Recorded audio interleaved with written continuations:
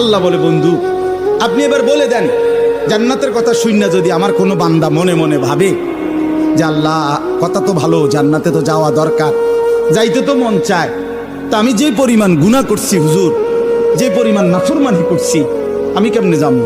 আমার তো গুনাহ অনেক বেশি। তা আল্লাহ বলেন, নাব্বি ইবাদি আন্নী আনাল গফুরুর রহিম। বন্ধু বলে দেন, বান্দা গুনাহ যত বেশি হোক কোনো অসুবিধা নাই, আমি আল্লাহ গফুর রহিম, আমি চূড়ান্ত ক্ষমাশীল, আমি চূড়ান্ত দয়াবান।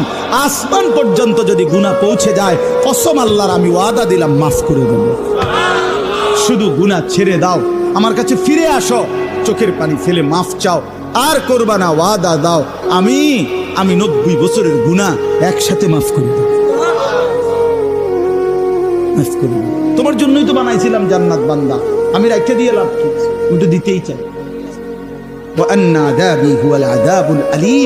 এই সর্বশেষ আল্লাহ বলছে যে হে বান্দা, এই দেখেন কথাটা শেয়ার, ছেলেরা তোমরা বলো ভাই শোনো, শেষ কথা আল্লাহ তাআলা নবীকে বলছে, বন্ধু এতভাবে বললাম, জান্নাতের সৌন্দর্যের বর্ণনা দিলাম, আমি মাফ করে দিমু কইছি, হয় ফিরে আসলে মাফ, 90 বছর হোক 70 বছর হোক, আসমান পরিমাণ হোক, এরপরও আমি বলছি গুনাহ যদি ছেড়ে দেয়, আবার নতুন করে যদি আমার ইবাদত শুরু করে, আমি পিছনেরটা কি করে দেব?